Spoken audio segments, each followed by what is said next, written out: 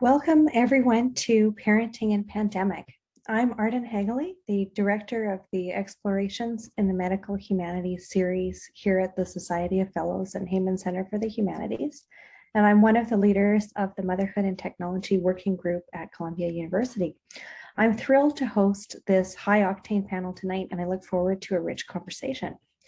Before I introduce our speakers, I just want to say a few quick words about our format tonight. We are all on a Zoom webinar, and after our panelists have spoken, we'll have some time for questions from the audience. You should see a Q&A box on your screen where you can submit questions for me to read aloud. If you'd like to ask your question live, please indicate that, and we'll take questions as time permits. Tonight, we're gathered virtually to discuss parenting in pandemic, a topic in which many of us, after a year of living it, feel we've gained some expertise. But tonight we get to learn about how to do it, what the pitfalls are, and how to interpret the technologies that have become ever more important interfaces for our children's social lives. As we hold this event, we're grateful tonight for the sponsorship of the Explorations in the Medical Humanities at the Society of Fellows and the Heyman Center for the Humanities, the Motherhood and Technology Working Group at the Center for the Study of Social Difference, and the Institute for Comparative Literature and Society, all at Columbia University. I'm delighted now to introduce our panelists, Professor Meryl Alper and Professor Jessica Calarco. Our first speaker, Meryl Alper, is Assistant Professor of Communication Studies at Northeastern University. Her research explores the social and cultural implications of communication technologies, with a focus on disability and digital media, children and families technology use, and mobile communication. She's especially interested in the opportunities and challenges that media and technology provide young people with developmental disabilities and their families in the digital age. Her forthcoming book from MIT Press is titled Kids Across the Spectrums, Growing Up Autistic in the Digital Age. And her talk tonight is called Only a Mother's Touch Screen, the Materiality of Maternal Labor and Assistive Technology. Our second panelist, Jessica Calarco, is an associate professor of sociology and the author of two books, A Field Guide to Grad School, Uncovering the Hidden Curriculum, and Negotiating Opportunities, How the Middle Class Secures Advantages in Schools. Her research examines inequalities in education and family life, and she has written about these inequalities in The Atlantic, Inside Higher Ed, The Conversation, and the New York Times, where I regularly see her cited as consultant on topics related to parenting and pandemic. Her talk tonight is titled Leaning on the TV, How Privileged Mothers Are Rewriting Screen Time Rules in the Wake of COVID-19.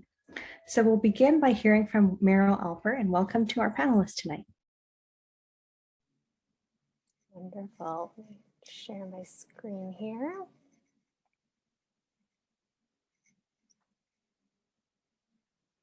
All right, hopefully everybody can see me with this.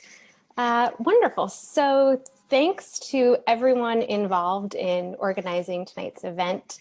I'm really delighted to be joining such an esteemed group of virtual panelists here, whose work I've really long admired. So as Arden mentioned, my talk today is titled Only a Mother's Touchscreen, the Materiality of Maternal Labor and Assistive Technology. And my work at Northeastern sort of centers around the intersection of communication and technology and families, and where disability really touches upon all of those areas. So to start with the present moment, the COVID-19 pandemic has both fundamentally changed aspects of our daily lives and reflected fundamental truths about society back to us. This headline from a September 2020 feature story in Rolling Stone provides a glimpse into that duality. It reads, amid COVID-19, parents of special needs kids face a dilemma. Going back to school puts medically complex children at risk for COVID-19, but keeping them home means they're missing out on necessary assistance. The headline focuses on the impossible choices of the individual, or the dilemma of parents, and less so on the compounding institutional crises in education, in healthcare, and in the workforce that have so spectacularly failed to adequately account for the most vulnerable in our society. Beyond the headline, though, what drew me to this article was the photographs accompanying the piece. On the left is an 11-year-old girl named Bella Yoder, who sits with her parents outside their home in Ohio. Bella has a genetic disorder that impacts her neurological development, as well as her ability to talk in the traditional sense. To communicate, she uses electronic speech technology, pictured on the right, also known as an augmentative and alternative communication device, or AAC for shorthand. The device allows Bella to cycle through word options based on input from the yellow joystick mounted to her wheelchair. I wasn't only struck by Bella in these photos or her technology, but by her parents as well. In the photo on the left, Bella's mother is pictured clasping her daughter's hand and leaning in close to her. Bella's father, meanwhile, hovers closer to the edge of the frame, somewhat in the shadows. The article doesn't say, but as an ethnographer, there's so much that I want to know about the relationship between these three, as well as the infrastructure that binds them together. For example, which parent is primarily responsible for making sure that the batteries in Bella's device are charged? Which one is more comfortable conversing with Bella through the technology? The visual composition of the picture, especially the triad of mother, disabled child, and AAC device, also immediately reminded me of another image that I've encountered in my research. On the left is a 1985 advertisement for the Canon communicator. That's the same Canon that makes cameras and printers. It's a very early electronic AAC device. Instead of producing synthetic speech like Bella's computer, the Canon communicator printed out thin strips of paper with the user's typed words. At the very top of the ad is one such strip. The copy of the ad reads, "Now Billy can say," with the words beneath saying, "I love you, Mom," ostensibly typed by the fictional Billy and held by the manicured white hands of Billy's fictional mom. As with Bella and her mother, Billy's mom closely embraces him. He has used his device to craft a love letter to her, an emotional appeal no doubt intended to reach mothers encountering this ad in the pages of Exceptional Parent magazine. I begin my discussion of maternal labor, physicality, and assistive technology with this historical juxtaposition, because both sets of images speak to the specific considerations of caring for children with developmental disabilities. The stories and images from the Rolling Stone article also touch upon broader issues of motherhood during the pandemic, such as managing family health and distance learning, along with other pre-pandemic issues as they relate to technology and parenting, including handling children's screen time in its various forms. In my short time today, I'd like to delve a bit deeper into the role of caretakers, but mothers in particular, and the often invisible labor that they do to ensure that assistive technologies like AAC devices actually assist, and its wider implications for understanding modern mediated social relationships. I'll start by offering some conceptual and theoretical background on how voice, materiality, and embodiment are constructed through and around speech-generating devices, as well as the social and cultural processes underlying that construction. I'll then provide an overview of the fieldwork that I've conducted with young AAC users and their families, and the different dimensions of gendered labor that I found among moms of various racial, ethnic, and socioeconomic backgrounds. Next, I'll discuss some key tensions that I think this work highlights around gender, technology, and disability, and close with some future directions for this research in the midst of a pandemic. To start, voice, as in having a voice, is commonly imagined as belonging to a single person, which is more of a literal interpretation, or metaphorically across many persons as a collective. For instance, the people have spoken. AAC devices like the Canon communicator or Bella's tablet complicate this construct and how they materially externalize voice. Does a person have a voice if they can't speak? Is it the object is the object they rely upon to communicate, and that outputs synthetic speech itself a voice. Voices are also co-constructed across multiple bodies. For example, as anthropologist Helene Millet discusses in her book, Hawking Incorporated, late physicist and AAC user Stephen Hawking did not just communicate through an assemblage of machines, but also collectivities of his assistants and colleagues. In common practice then, how might social and cultural forces shape how such assistive speech technologies get adopted and used, especially within contemporary families? A number of theories provide some possible answers. The first of these is capital theory, originally proposed by Pierre Bourdieu. His theorization of capital highlights how advantages in society aren't just economic in nature, but social and cultural as well. And within the context of technology, cultural studies scholar Ellen Sider finds that educational and occupational advantage isn't just about having mere access to devices, but to technological know-how and other people who know how as well. While Sider writes specifically about home computers, AAC devices like the Canon communicator certainly qualify as a type of technology for which basic access only gets you so far without knowing how to use it or how to maintain its usage. Next, feminist disability studies scholars such as Raina Rapp, Faye Ginsburg, and Rachel Adams also provide insight into how these technologized experiences of disability are inherently gendered, considering both the caretaking expectations on mothers, many of whom in the US drop out of the workforce to provide intensive care to their disabled child, as well as the shifting meanings of motherhood in relation to disability.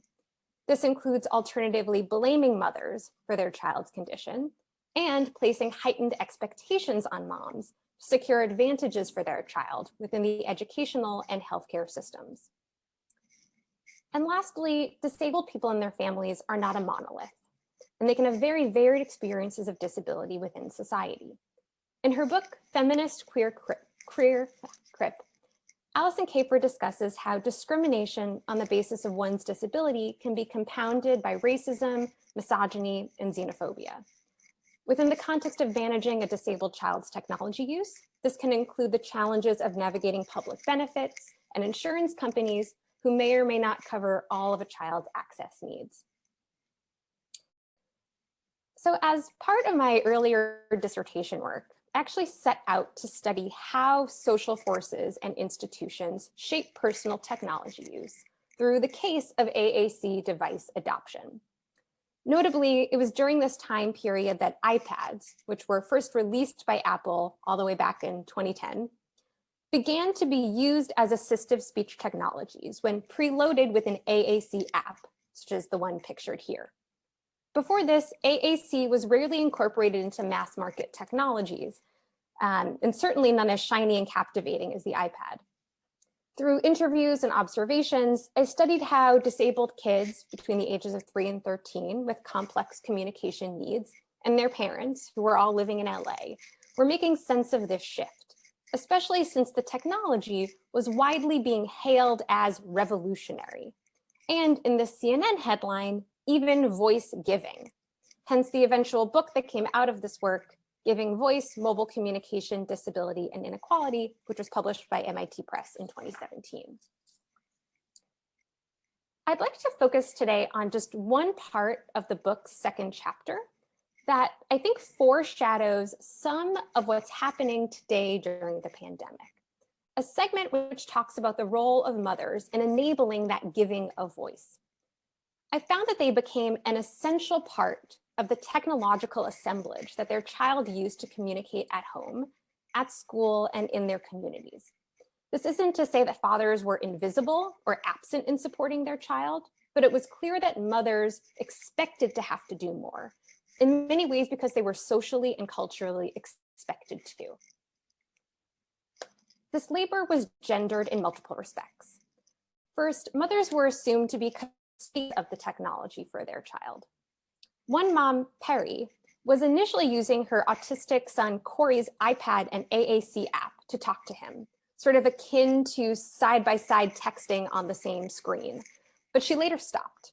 She explained that when Corey's speech language therapist encouraged him to communicate using his iPad app, she said to him, "Where's your words? These are your words." Perry interpreted this to mean that the speech produced by Corey's iPad were his and his alone. She decided then to separate mommy's words from Corey's words by downloading the AAC app onto her own iPad and modeling use for Corey on her tablet. This meant, though, that at all times she carried around two iPads, hers and Corey's, like two purses on long straps. Second, mothers like Perry often modeled use of the technology for their children, who were still new at communicating with the device. Another mom, Nina, thought that it was important for her to model use of the app for her autistic son, Raul. She remarked that the behavioral therapist that initially worked with him told Nina to never touch it or use it.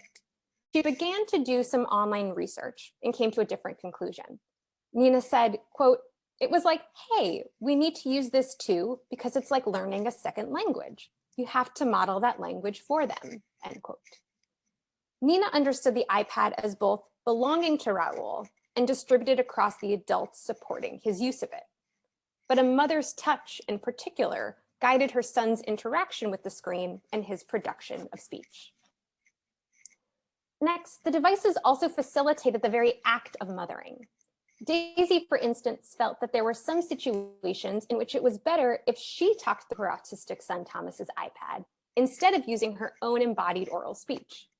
In Thomas's AAC app, there was a dedicated folder for mommy's words that included phrases such as no biting, no grabbing, and no kicking. Daisy reported that Thomas, quote, "wouldn't listen much to me when I'm saying it, but he would listen to the iPad. I just keep on hitting this over and over, and then he stops," end quote. Thomas obeyed his mother's instructions when spoken through his own iPad, as her voice and the synthetic voice of the AAC app symbolically blended together at times. Another aspect of this gendered labor was in physically supporting the child's body while using the technology. For Nash, who had limited motor control due to cerebral palsy, his mother's body became a key component of his communication system. Because he used his full body to gesture and touch the iPad, he had difficulty using an iPad when it was mounted to his walker or wheelchair because the physical mobility system restricted his upper body movement. Instead, I watched as his mom, Taylor, nimbly held Nash and his iPad simultaneously, while he shifted his body weight in her lap and extended one arm to select a message from the screen.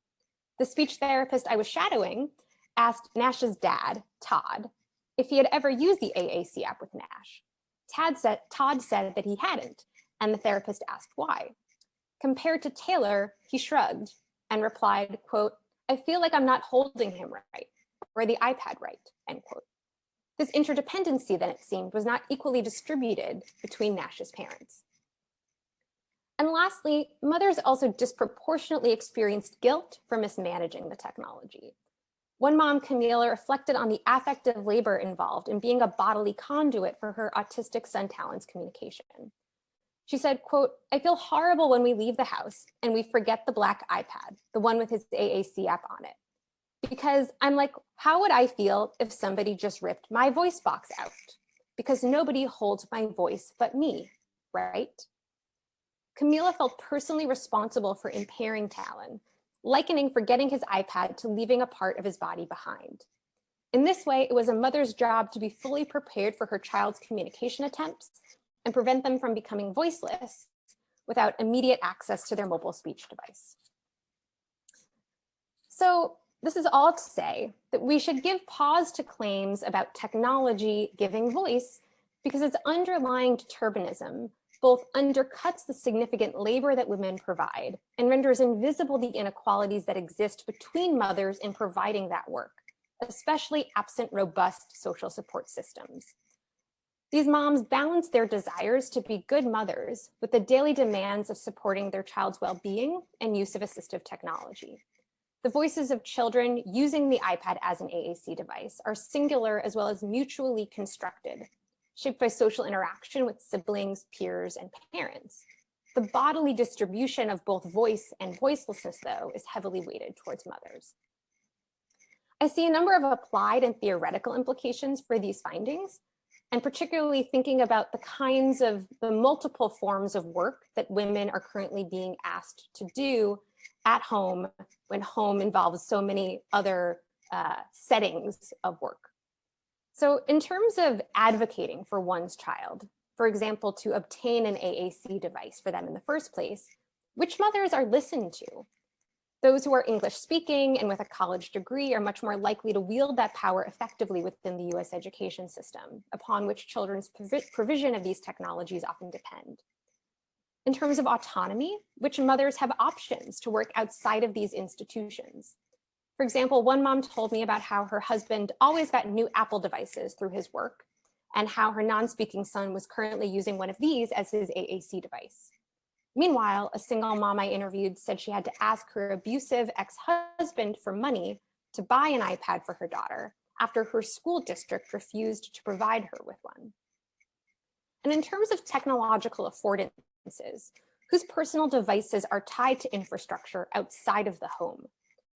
One school district AAC specialist told me how parents who were able to obtain their own iPad for their child didn't have to worry about sending the tablet back for software updates to the school's district. They actually called the mothership, which I thought was an ironically gendered nickname for the school district's Office of Technology Services.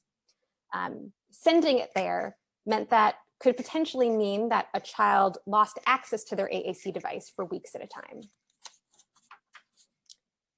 So to wrap up, the COVID-19 pandemic exacerbates existing inequalities, and it generally falls on mothers to still somehow make things work. These are social problems that require social solutions. They cannot be completely solved by new technology alone, if at all. One of the deeper issues is that women undertake not only a second shift at home by managing household labor, as Arlie Hochschild notes, but a third shift at home by managing emotions and anxieties, both their own and of others in their social spheres. Fetishizing the revolutionary nature, whether it's of assistive technology or Zoom, generally discounts women's knowledge, experience, and expertise, knowledge that is often cultivated by women, and notably disabled women of color within disability communities, or what scholar Amy Hamrai terms cryptechnoscience. Because while disabled children like the fictional Billy and real life Bella may benefit from technology in spectacular ways, it's often the ordinary and unnoticed work by mothers that enables their children to communicate their needs, desires, and very importantly in these trying times, their love. That's it. Thank you again for having me, and I'm really looking forward to our discussion and hearing from Jessica. Thank you so much, Meryl Alper, for your talk. And now we'll hear from Jessica Calarco. Thank you so much for inviting me, and I'm so looking forward to this discussion today, and I really enjoyed having a chance to hear from Meryl about her research that she's been doing both before and thinking about how these implications play out during the pandemic as well. Let me go ahead and share my screen here.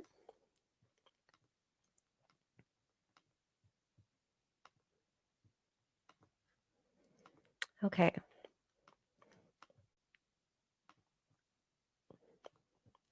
So for decades now, medical experts have told parents to limit their children's screen time. Both the American Academy of Pediatrics and the World Health Organization have recommended that children ages 0 to 2 should not have any sedentary screen time on an average day, such as watching television or videos or using apps or computer games.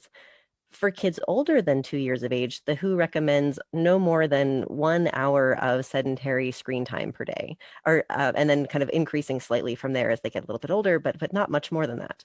And so in light of those recommendations, many families have tried to limit their young children's screen time, or at least they did before the pandemic. Of course, parents varied in the extent to which in the extent to which they were following, or at least reporting following, those kinds of recommendations before the pandemic. Pre-pandemic research showed that compliance with screen time recommendations was generally higher, for example, among parents that we might think of as being more privileged than among parents from more systematically marginalized groups. Specifically, white parents and parents with higher levels of education and higher levels of income were more likely than other parents to report that their young children were following the medically established guidelines for things like screen time. And medical experts have tended to treat those differences in parents' compliance with the rules as as a function of differences in families' knowledge of the importance of limiting things like screen time. Another possibility, though, is that those differences reflect the unequal stresses that parents face in their lives. Research has shown, for example, that parents use screen time, especially for young children, as a parenting tool. It's used to keep kids occupied when parents have other things that they need to attend to. It's used to regulate kids' schedules, to calm kids down when they're upset or having trouble falling asleep, to reward kids for desirable behavior, and also as a form of family time. And so in the wake of the pandemic, there's reason to expect that many parents who previously limited their children's screen time will now find it more difficult to do so, and some may even find themselves less desiring to do so. Essentially, as I'll talk about today, choosing to lean on the TV or on other types of technological devices as a way to cope with the stresses of pandemic parenting and help their children cope with the stresses of the pandemic as well. So in the wake of the COVID-19 pandemic, schools and childcare centers closed or transitioned to remote instruction. And meanwhile, other activities that the kids would normally rely on, things like parks and libraries, sports programs, and camps, they also shut down in many places and for an extended period of time in order to help contain the spread of the virus. And so for many kids, those changes have led to more time with screens. In a survey conducted in April of 2020, for example, with members of the Parents Together organization, that survey found that 48% of parents reported that their kids were spending more than 6 hours a day online, compared to only about 8% of parents before the pandemic. And similarly, data from device tracking services has found that US kids' time on YouTube has increased from 57 minutes a day in February of 2020 to about 97 minutes a day in March and April of last year. And so those findings, those kinds of preliminary findings are important, but they don't tell us which families have been most affected by changes in screen time, why screen time might be increasing, or how parents might be feeling about those shifts in their kids' screen time. And so to answer those questions, I'll bring in data from surveys and in-depth interviews with parents that my team and I have conducted during the pandemic. In particular, I want to thank two of my grad students, Callie Kleckner and Amelia Hawbaker, for their tremendous work on this project. So prior to the pandemic, we were conducting a study of 250 mothers in Indiana, following those moms from pregnancy through their first 2 years postpartum. And we were still in the field with that project in March of 2020 when the pandemic hit. And we quickly shifted to doing interviews with mothers over Zoom and Skype. And it became clear from those early interviews that how much of an impact the pandemic and especially school and childcare center closures were having and going to have on mothers' employment, mothers' relationships, and mothers' well-being. And so to better understand those patterns, we developed a set of more targeted surveys and interviews about moms' experiences during the pandemic. In April and May, we surveyed 139 of the original 250 moms that were part of the project, and also interviewed 65 moms. And we're currently in the process of re-interviewing those same moms and also their partners. We're up to almost 100 interviews, almost 100 participants interviewed at this point, with some over multiple waves. So it's a huge amount of data collection that's been happening during the pandemic. And also building on those findings from the qualitative part of the research, we also developed a larger scale online survey, which we fielded in December of 2020 through Ipsos, a survey agency. That survey included a sample of more than 2,000 parents, and it's representative of US parents with kids under 18. And so today I'll share a couple of key findings from those various data sources, weaving the data together to talk about how kids' screen time, and I'll focus on young kids, so I'm happy to answer questions about school-age children in the Q&A, how it's changed during the pandemic, why it's changed, and how parents are feeling about those changes. Like I mentioned before, I'll focus primarily on young kids, kids ages 0 to 5, because that's where all of the mothers in our interview sample have at least one child under 2 years of age, and about half of them have older kids as well. And so we can kind of focus on those data for today. So in our national survey that we conducted with parents, we asked about we asked about screen time for two focal kids. So if we asked about their youngest non-school age child, so typically infancy through preschool, roughly ages 0 through 5, and then their youngest school age child if they have two or more kids, so kindergarten through high school.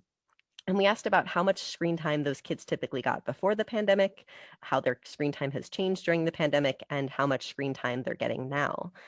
And we explained this is sort of the definition that we're using for screen time spent using digital devices, including watching television or videos, playing video games, or using tablets, apps, cell phones, or computers. And then we also asked parents to include the time spent in online learning. So looking first at the changes in screen time for kids ages 0 to 5, we find that overall 40% of parents, and weighted to be nationally representative, reported an increase in their young children's screen time. So this is kids ages 0 to 5. Those increases, though, also vary across different social groups. As we see here in the bar graphs, white parents with advanced degrees were actually the most likely to report an increase in their young kids' screen time. 75% of those parents reported that their young children ages 0 to 5 are getting more screen time than they were before the pandemic, compared to only about 25% of white parents without bachelor's degrees. And those differences are statistically significant looking at some of the comparisons across groups here. Meanwhile, among parents of color, those with a bachelor's degree are significantly more likely than those without bachelor's degrees to report an increase in their children's screen time. So there's some differences across socioeconomic status within both, within different racial and ethnic groups. And so these changes, when we look at sort of the absolute number of hours that kids are spending on screens, these data seem to suggest that there's been somewhat of a leveling the playing field in terms of the amount of screen time that young kids are getting during the pandemic. There aren't, for example, statistically significant differences between different groups of parents in terms of the percentage that are saying that their young children ages 0 to 5 aren't getting any screen time on an average day. Instead, there's sort of a range of responses kind of in the middle, with some groups having slightly more screen time trending toward the above 2 hours a day, and some groups trending toward the 0 to 2 hours a day, but very few parents falling at the bottom end of the spectrum. And so these findings raise questions about why parents, and especially highly educated parents, have increased their young kids' screen time during the pandemic, and also how those parents are making sense of the changes that they've made. And thankfully, our interview data can help to answer those questions. As I mentioned before, all the moms in our sample have at least one child under 2 years of age.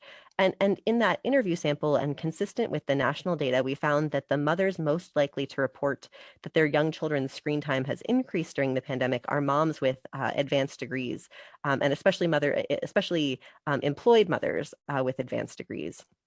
And so our interviews kind of linked that increased screen time to the challenges that those mothers were facing in trying to do their paid work while also caring for their young kids at home. So to give you an example, before the pandemic, a mom I'll call Candace, she's white and she has an advanced degree, was working full time at a nonprofit. Her husband, who's white and has some college education, he didn't finish a bachelor's degree, was working full time in food service. And their 1-year-old daughter, before the pandemic, went to a full-time child care center. And at that point, according to Candace, when we interviewed her before the pandemic, her 1-year-old was not getting any screen time at all. When the pandemic hit, Candace transitioned to working from home full time, and her husband was furloughed from his job in food service. And their daughter's child care center also closed. And the stress of working from home without childcare really pushed April to introduce screen time for the first time. As she explained in an interview in April, she said, "I struggle working the normal hours that I would work. It's harder to stay motivated. My daughter's still breastfeeding and she knows that I'm home, so I end up doing a lot of work on the couch with her while she's there. We watch a lot of TV. I've started using more videos. This is the first time that I'm trying that with her because she's so young. I don't really like it, but it helps me to be able to get some work done." So she's enthralled with super simple songs on YouTube. So it's like a little kid show. So we've used that. Multiple times during the interview, Candace talked about using screen time to help keep her daughter entertained so she could get work done at home. Each time, she actually repeated this phrase multiple times during the interview, saying, "We watch a lot of TV," and sort of saying it with a nervous laughter as she was explaining it. So essentially, for mothers with young children who were working from home without childcare, screen time became an increasingly critical tool for keeping their kids calm and entertained while they were trying to get other work done at home. Now, at the same time, and given the medical community's recommendations against screen time for young children, many of the moms who reported increasing their kids' screen time described feeling guilty about those decisions. Lillian, for example, is a white mom with an advanced degree. She was working from home during the pandemic as a family therapist. Her husband, who's Black and has some college education, was working outside the home in sales. And before the pandemic, their children, their toddler and their preschooler, regularly went to a full-time child care center, which closed because of the pandemic in last spring. And with her kids at home and with her husband outside the house working, Lillian really heavily relied on screen time to be able to get her own work done. She said, when it comes to food and screen time, I've just become more lax because I'm like, we just have to figure out how to survive on this right now. So yeah, just sort of like easing up on some of that while still trying to keep while also just keeping my normal mom guilt. And she said, she added that she kind of reflecting more on that guilt. She added, for me, a lot of my stress comes from not feeling like I'm doing a good job by my kids. So it's one thing to just give myself some forgiveness and compassion around not doing work or taking care of myself.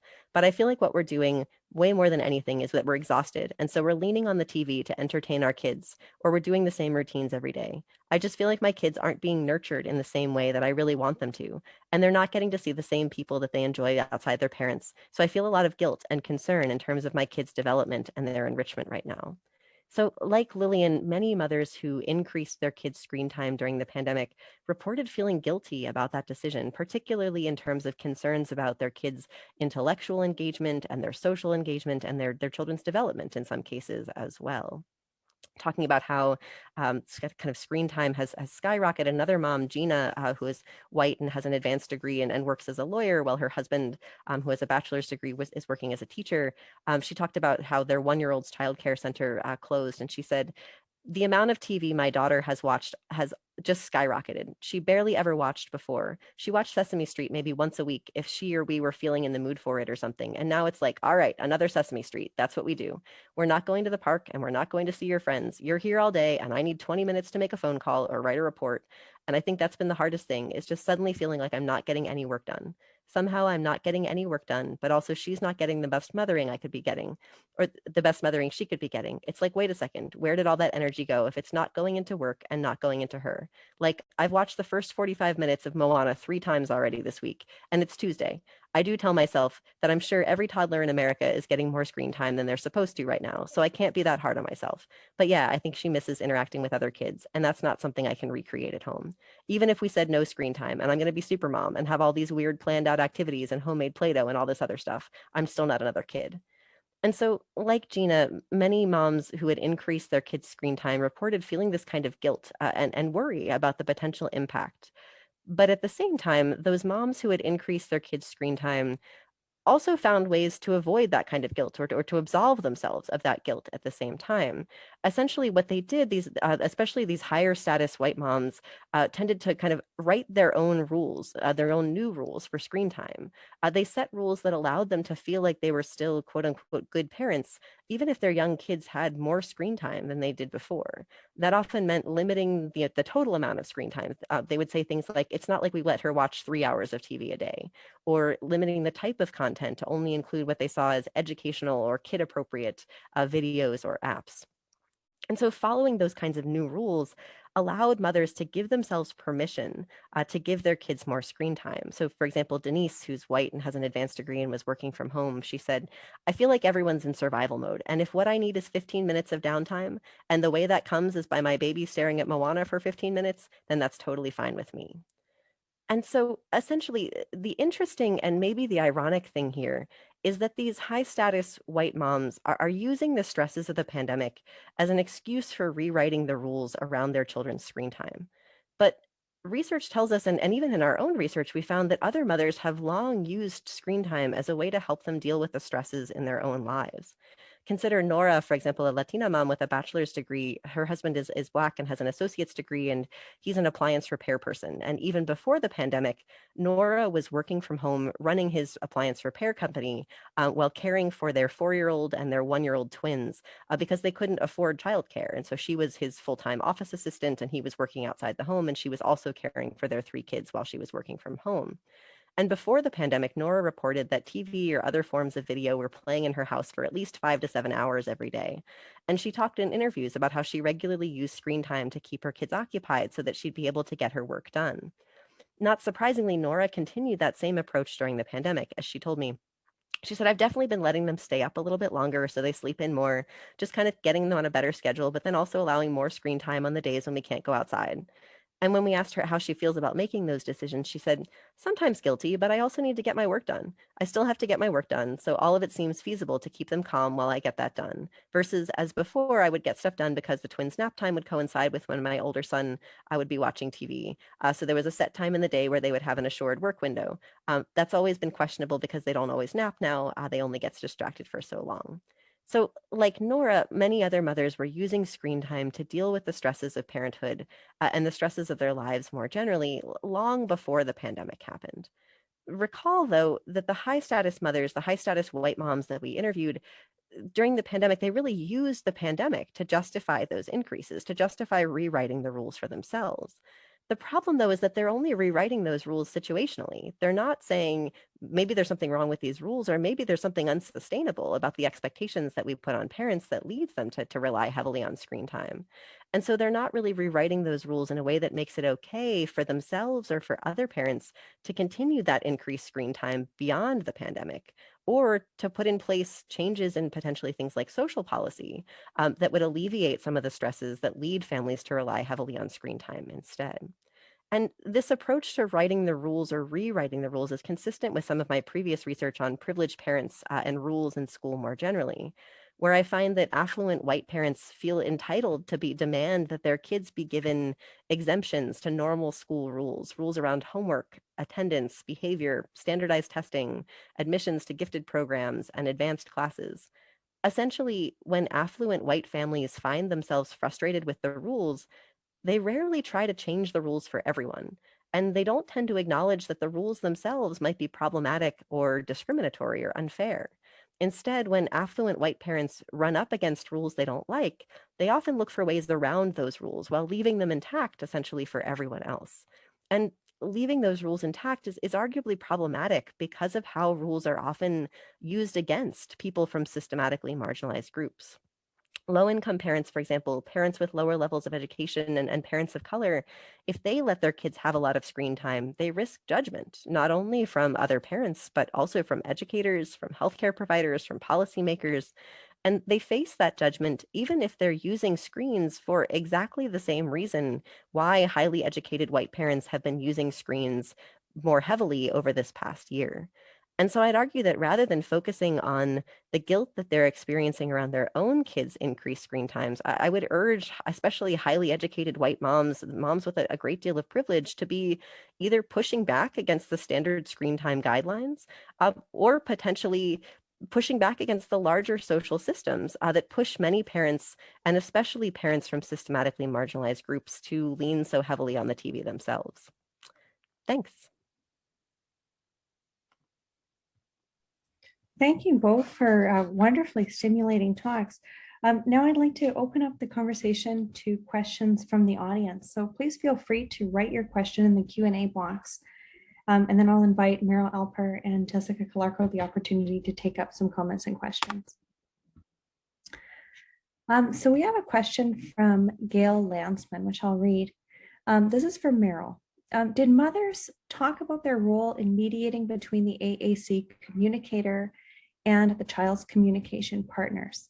And this is especially for a child with both speech and physical issues. Communication with AAC takes much, much longer than using voice, and listeners don't always have the patience to wait. Do moms fill the silence by telling others, wait, she's going to tell you, or just keeping the attention of the communication partner so they don't give up? And this seems to be another role for moms. Yeah, so that's a really interesting question about again, another form of labor that moms very often are asked to do. I think it's important to take an intersectional lens to thinking not just about even just moms and screen time and technology management, but also specifically to kids with disabilities and the ways in which screens, because moms, this is what my current work is on right now. It's, you know, there's the kids on the autism spectrum who are using these assistive forms of technology, but they're also using YouTube, and very often in many more hours than perhaps a typically developing child. So in terms of the roles of moms in sort of shaping, I think it's a question in part about stigma and about the ways in which parents potentially try to like deflect or manage potentially their child's experience of stigma, but also really their own. And I think that is something that they did see differences in some ways across race, around ethnicity, because it's also in part related to what kinds of authority as you move through the world as a parent allowed to kind of present themselves with, and who those social partners are. So it's sort of one thing if you're with family members, and perhaps another thing if you are in a bank. I don't know, you're sort of with people who have some kind of other kinds of cultural capital.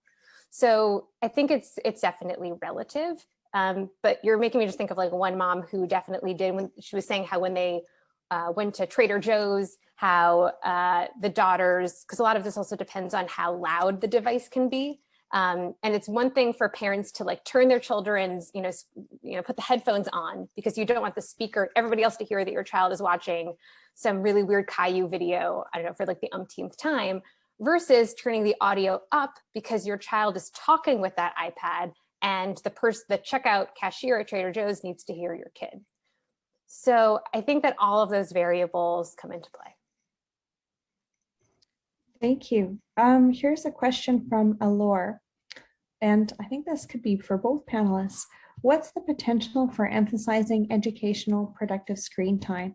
As a teen, I definitely have found ways to fill my time, but I'm not sure whether this is sustainable for young children.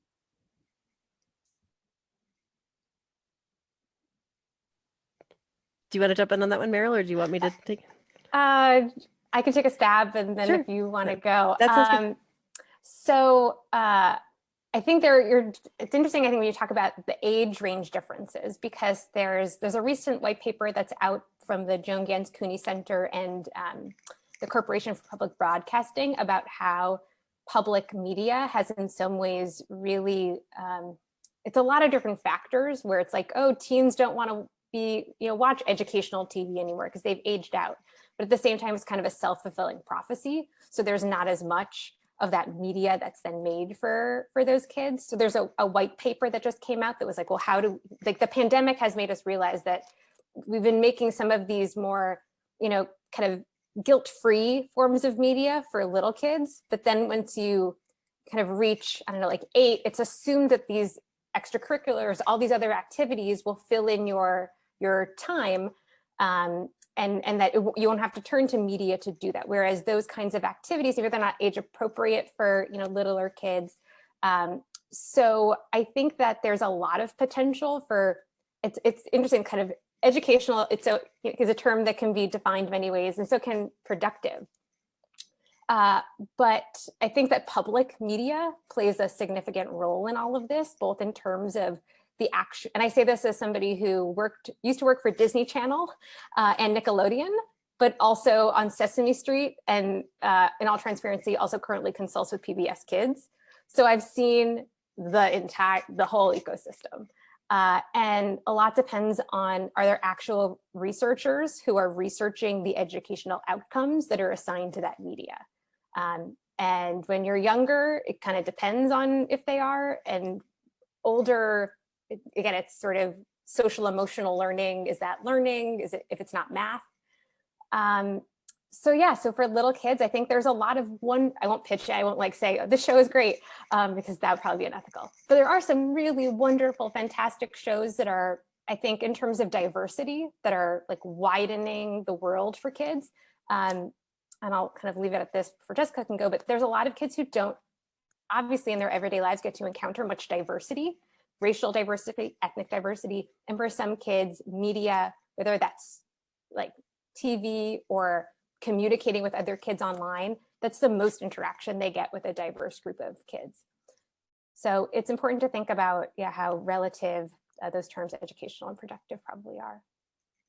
I really like what Meryl said there, and I'm eager to build off of that. I think the point about public media is so important, and not even just public media in terms of publicly produced media, but publicly accessible media too. We interviewed a number of moms who were homeschooling before the pandemic, including some with teenagers, and they talked about how much of a resource the public libraries are for their kids in terms of access to things like audiobooks, and access to things like even actual books, if we're thinking about those as technology to some extent, but especially audiobooks were something that they were able to tap into during the pandemic. Many of the public libraries locally kind of put their whole catalogs online and made it more accessible for families to be able to access those in a way that they weren't able to get access to physical books that they were using during the pandemic, that they were using pre-pandemic for a lot of their curriculum. And these were moms that especially were interested in kind of child-led curriculums for their kids and especially for their teenagers, letting them identify and find things that really sparked their interests. And so I think that, as Meryl was saying, kind of thinking critically about what can educational be and how can educational really be expanding our horizons, thinking beyond the kinds of media that we might easily gravitate toward and pushing our boundaries in terms of exposing ourselves to more diverse content, to more diverse audiences, to opportunities to engage with things that we wouldn't necessarily otherwise. And I think public resources can be a tremendous benefit for that process. So. Yeah, thank you both. Here's a question from Gila.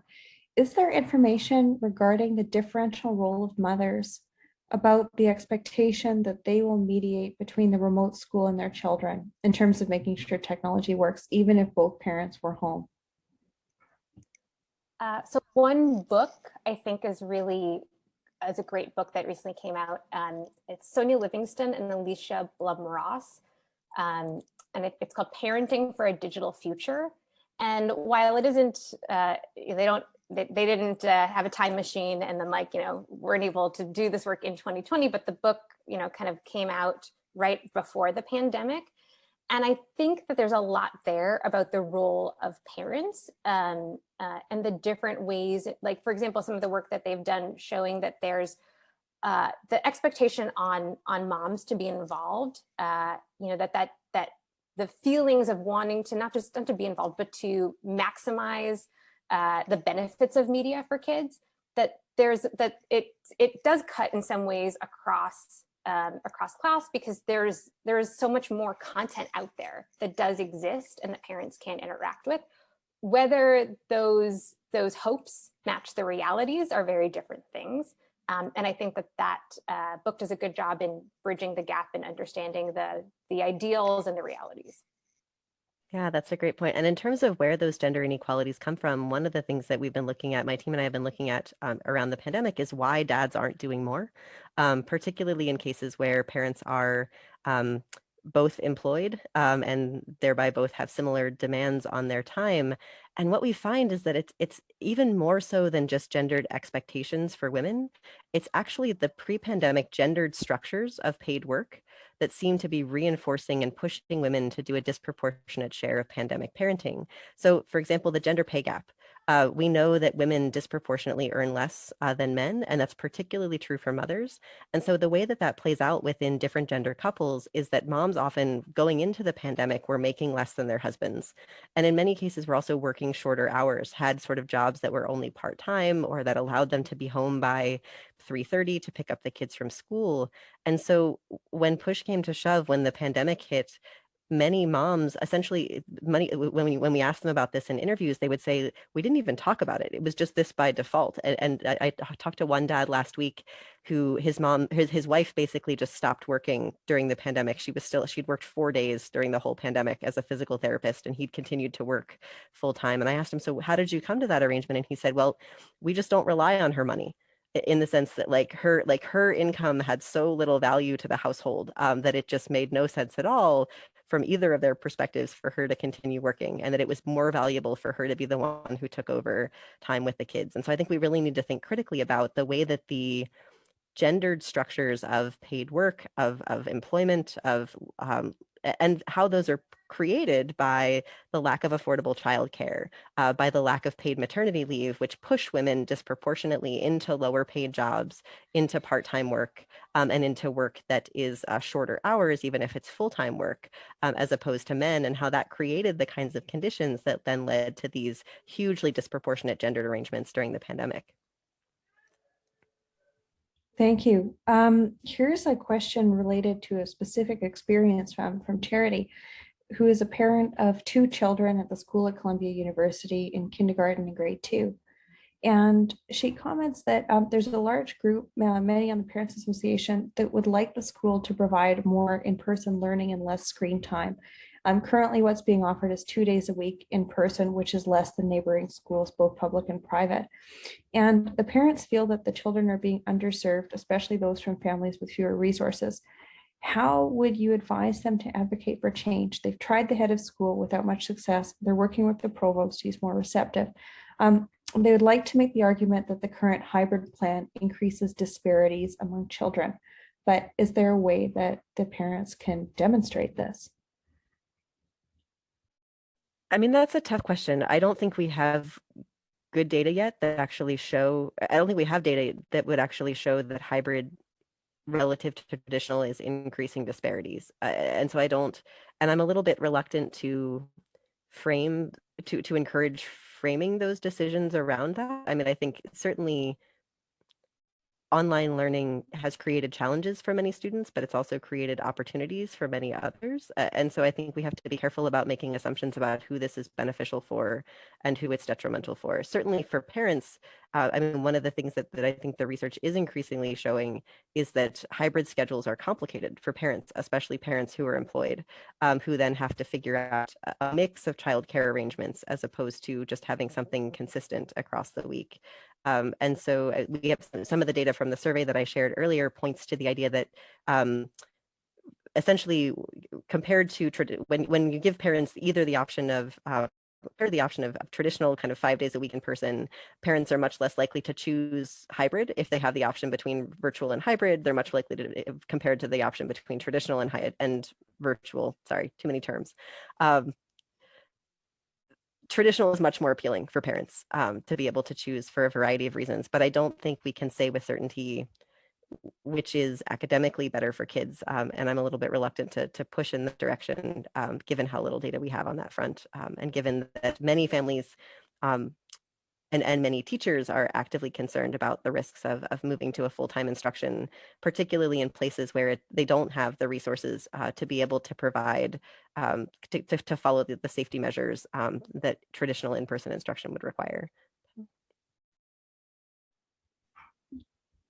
I would just add that I think sometimes the questions, it's obviously like parents are looking out for their kids. And so there's that desire to think about, the immediate context. I think it's also going to be really important down the line to think about the ways in which the expectations of technology being even potentially more intrusive in family and kids' lives is going to increase, purely because of the profit that's going to be able to be made from hybridity, from the possibility of adding, and being sold to parents as a plus. I'm thinking about that just right now in the college classroom, the idea that, well, we've spent all this money on this technology, so now let's use it. But, not necessarily thinking pedagogy first, but technology first. And so I think that not to say that these are not, again, like good energies to be, places to place your energy on, but the vigilance that's probably going to be required of parents to make sure that these technologies don't become even more intrusive. I'm thinking about things like remote learning, remote software for making sure a kid is paying attention to their lectures or their tests, that more of it is coming. And that's going to be yet another thing that I think the pandemic is going to increase the market for. And those kinds of questions about infrastructure, both this kind of social infrastructure, but that economic infrastructure, I think is going to be important to even make the provost aware that that's a tough conversation that they're probably going to have soon. Yeah, thank you. So from George, we have a question about guilt. which seems to be a common theme for both talks. For mothers feeling guilty about granting too much screen time or not being expert enough in the technology, what were the factors that either increased or alleviated that guilt? How do their relationships with parenting partners, their own parents, educators, etc., either help or make things worse?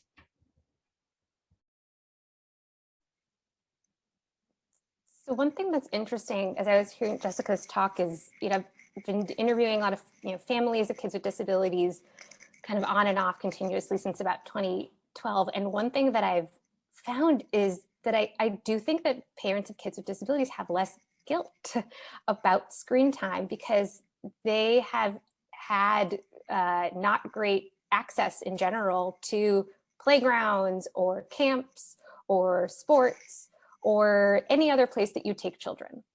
So I think that and there are obviously, I think, differences, when it comes to income, like can you afford the special pricey camp because the free camp won't be accessible, but the pricey camp will. Is that I think that the idea of kind of that like perfect parent is an illusion that has not, those illusions have long been let go in many cases. So, but I think the other thing that's important to think about just statistically around disability is that there's a greater likelihood of parent of a child with disability being a single parent, a single mom. So we have to think about, the idea of like partners even as a conversation that's going to be different qualitatively for parents of kids with disabilities and not. So how much more of that is kind of a reliance on social services, or reliance on potentially community-based supports? Because again, it's not to say that they don't still feel guilt, definitely do. But sometimes those are also like, that's reflective of some like personal pain and personal like changes in one's life. If you had, for example, I brought up a lot of moms because with disabilities leave the workforce to take care of their child. So there's some of these like compounding issues around participation in the world these moms are contending with that are different. Yeah, to build on what Meryl said, I mean, I think my sense, at least from the interviews that we've done, is that the parents who experience the most guilt around screen time during the pandemic are the parents who normally have the resources and the privilege to be able to avoid screen time for their kids, who have access to things like extracurricular activities and plenty of toys for their kids and plenty of space and yard space for their kids to play outside.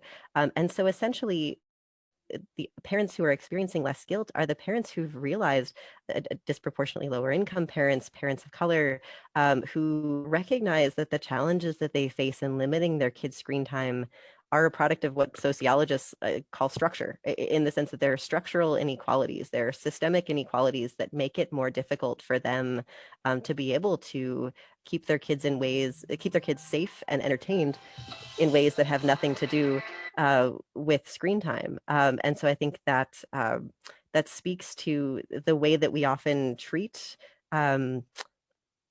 failure to follow rules as a product of kind of individual fortitude or individual morality, but that in reality, it's very disconnected from that and much more often has to do with the resources that people have. And something that Jess just brought up that made me think about is how international, like the scope of really kind of understanding this would have to be. I had a student the other day who's from, I'm teaching a class right now on youth and communication technology, and I had a student from Denmark who was reading about inequalities in public education and was so confused about how American education looked like this when her experiences in Denmark were just so different, and obviously on many levels related to, taxes that are paid that pay for, subsidies for, for public childcare, for parental leave, and just that everything is public education. And so I think that if we're going to be thinking about screens and the pandemic and even just sort of, issues around motherhood, is that and I think Jess has coined a lot of like phrases that are really perfectly explain this about how the US is so different. But I think that international while the technologies may be the same, like the phones may be the same, all of the social structures around them are very different. Thank you. Here's a question for Meryl from Jennifer Long. How does the role of parents of children with disabilities using AAC devices compare to that of parents of more developmentally typical children in mediating their children's communication? So for instance, the question asker has often noticed that parents of toddlers who are learning to speak will translate their child's speech to strangers who don't understand the child's words to the same extent. How is this comparable or not to the role of parents as custodians of AAC devices? So it's interesting. So I think there's a concept from disability studies that's really relevant here, and that concept is crip time. Crip is sort of this reclaiming of a kind of potentially derogatory term, but like owning it as a space of identity and pride and community. And that like basically it's like the time may operate on a different scale in relation to disability, and the time that that getting from point A to point B will take, or actually in a question that I think Gail Landsman brought up earlier, the time to wait for what is going to be said in the device to output. So a child might babble, but even if you have kind of cues, like if the child is saying something, it sounds like apple and there's an apple right there, that you might be able to kind of, that everybody can like, this kind of like a sociolinguistics thing, but like people can like either, not take the time to explain what that kid just said because they can still go along with like, oh, we have enough information here to understand that that's the juice you want. So part has to do with the absence of communicative cues to then like keep conversation going, but also just the sheer fact that people have, everybody's kind of interacted with the toddler. Few people comparatively have interacted with somebody who uses an AAC device. So there's also all this moment of explaining the encounter of this is my child, this is what they use, respect their dignity, essentially. And depending on the age of the person as well. And potentially that person can say those words themselves, potentially not. And so I think that, the context and the novelty of the situation is what I would think would be different but I haven't necessarily compared like those wait times or those kind of, sociolinguistic encounters directly. Thank you. A question from Jennifer Stover, who says, I've so appreciated this lecture, and I think we all have. This is a question for the panel. How do we continue to dismantle the idea that what white high status moms decide to do is the standard? How do these new findings connect with the long history of this centering? It seems like these parents gain status from their shaming of others or guilt they feel or don't in ways that deeply fracture the possibility of solidarity in the ways that Jessica mentioned. I mean, on that front, I think we have to, if we want to disrupt the privilege that those moms have to set the standard for everyone else, we have to disrupt the system of privilege more generally. I mean, I think when it comes to schooling, for example, the way that we fund public schools in the US is highly dependent on the resources of the families that they serve through tax dollars and also through PTA donations. And what that means is that schools have an interest in catering to the demands and the desires of affluent white families. And so because of how those schools are structured and funded. And so that gives power to those families in a way that it does not give power to other families. Even when other families make demands, I find in some of my other research on rules around homework, for example, that schools don't have an interest in giving those other families what they need to be successful and enforce the rules more strictly against families from systematically marginalized groups simply because they have less power within the system, that they don't have an interest in letting those families out of the rules. And so I think, we can certainly apply that to other types of institutions, that it's not just education, it's also the healthcare system, who is the paying customer and who instead is dependent on government resources that often pay healthcare providers less money. And so how does that then translate into the types of patients whose interests healthcare providers have a stronger interest in catering to?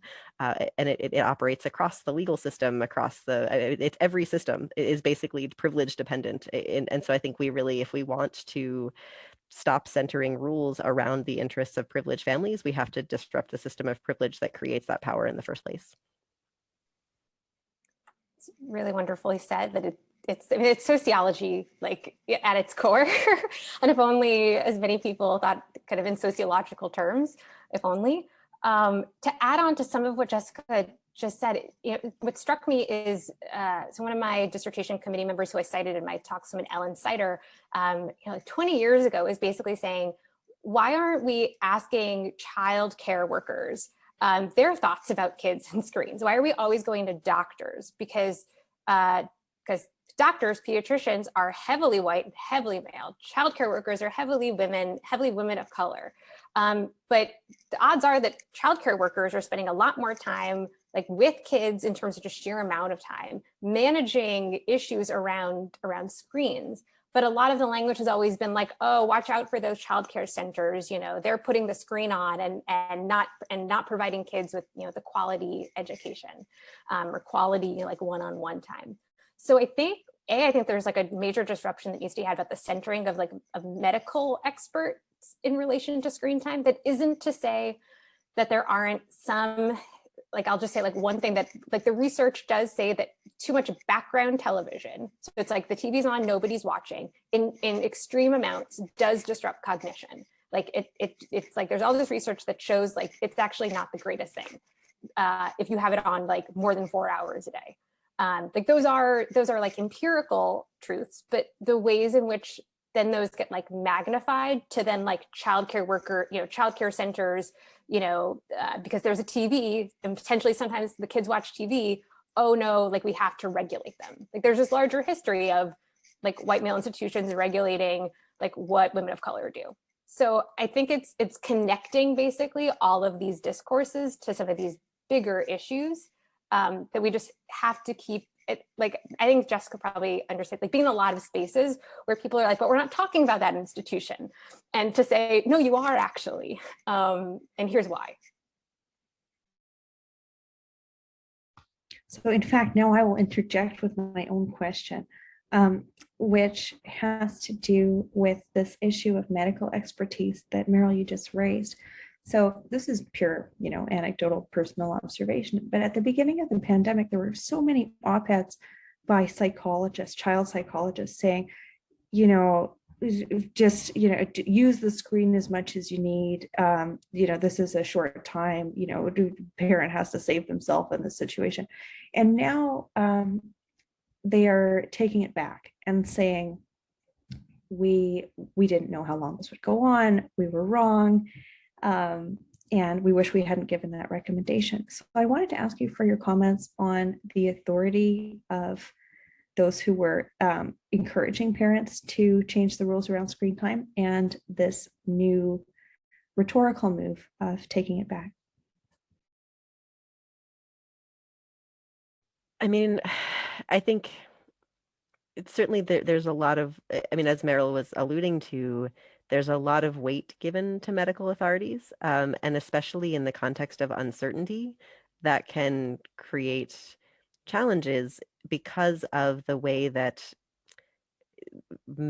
science in general and medical research in particular, it has a lot of uncertainty built into it. And especially when we were at the beginning of a pandemic, I think it's understandable why those experts came out and said what they did. And I think I'm less concerned about I think that the pulling back of it has the potential to lead to increased empowerment of those with power and privilege to feel like they can bend the rules to their own interests, while leaving those rules intact for others. I think I'm more concerned about whether the real rules actually change and whether we actually understand why people choose to follow or not follow those rules, or feel pressured to follow or not follow those rules, than what the experts are actually saying. Because I think we've seen, whether it's vaccines or whether it's screen time or whether it's mask wearing, there's probably a portion of the population that is perfectly comfortable setting aside the rules and the recommendations, and it's around sort of figuring out who those rules get enforced against and how, and with what consequences, I think is maybe a bigger question to ask. But yeah. I think it's interesting that a lot of times when people are talking about screens, they're actually not talking about screens at all. They're talking about some other set of values and beliefs and expectations for how the world should work or how they think it works. And So I think a lot of like that advice at the beginning, yeah, or the advice really at any time, it's sometimes, yes, it's about the technology, but it's about other stuff. And that was before the pandemic and during the pandemic, and it'll be after. But I think it's when it's the missing of that examination, and there's this concept, this idea of a moral panic around sort of, oh, this other thing becomes what we displace our fears and our anxieties on. But we don't dare look beneath at those actual fears and anxieties. And this is, I think, another one of those cases where it's having to realize, like, where does that focus on screens come from? What does it represent? Obviously, they can affect us, and we can affect them. But yeah, we're never just talking about screens when we're talking about screens. Yeah, thank you both for those answers. From Hila, a comment. It would be fantastic if the pandemic could highlight the importance of universal early education and after-school programming. So turning it into a question, do you see this happening? Do you have any ideas for how that could be facilitated?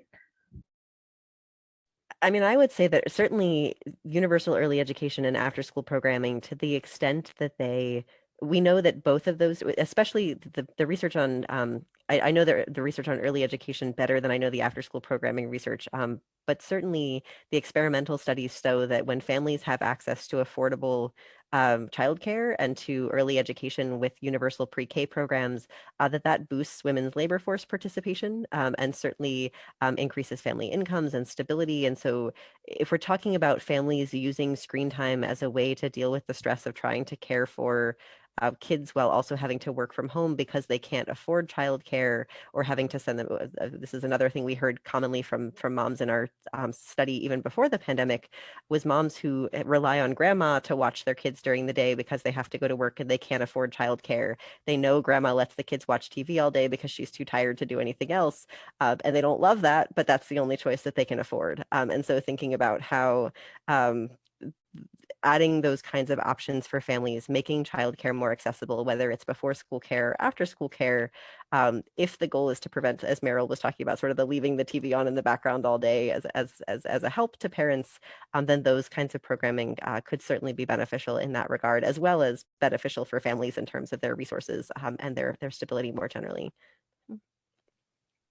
Yeah, I mean, I think there's so much about, and obviously early childhood education, there's so many different models of like what early childhood education looks like, and whether it's like Head Start, because there's no thing I think that early childhood education that's as heavily researched as Head Start, or even I think about another kind of model of education. It's Reggio Emilia, which is based on this city in Italy that was basically destroyed by fascism, and post World War II, like rebuilt itself essentially around schools. The idea of Reggio Emilia has been like, I think, turned into kind of like this designer version of like what early childhood education looked like, but at its core, it's sort of this philosophical, when we destroyed society, what if we rebuilt it around schools? I don't think we're doing that this time around. But I think to add to this, like, what do we know about early childhood education? It's also tying the very beginnings of life to the very end of life, and making those links in terms of policy even more visible. So thinking about the ways in which you hit a time period where women are both caring for their children, but also caring for kind of either their spouses, their partners, or their parents. This idea of like kind of the sandwich generation. So thinking about how we care for our elders in society, the way that that's linked to childcare, sort of caregiving in general, and linking those narratives and those stories and those policies together, I think is increasingly important, especially after a time in which people are potentially, if they have survived COVID, potentially have like long-lasting health effects. And so thinking about what kind of this longer relationship to caregiving is going to be. Thank you. So on that note, and the longue durée of caregiving that will follow COVID and the effects of COVID on education, I think we should adjourn this evening. So many thanks to everyone for joining us to discuss this very challenging topic. It's, if not close to our hearts, it's close to our experience. So I only wish we could have seen one another in person, and I'd love to, welcome you here at some future time. Jessica and Meryl, it was just a delight. So thank you once more to our speakers tonight, Meryl, Alper, and Jessica Calarco. And I also want to thank the staff at the Society of Fellows and Heyman Center for the Humanities for producing the event. Many thanks to Katrina Dizak and the Motherhood and Technology Group for organizing the event. Further thanks to the Office of Disability Studies, the National Captioning Institute, and to our American Sign Language interpreters, Marianne Brown and Maria Cardoza. And we wish you all very well for a safe and healthy rest of the week. Thanks for joining us tonight.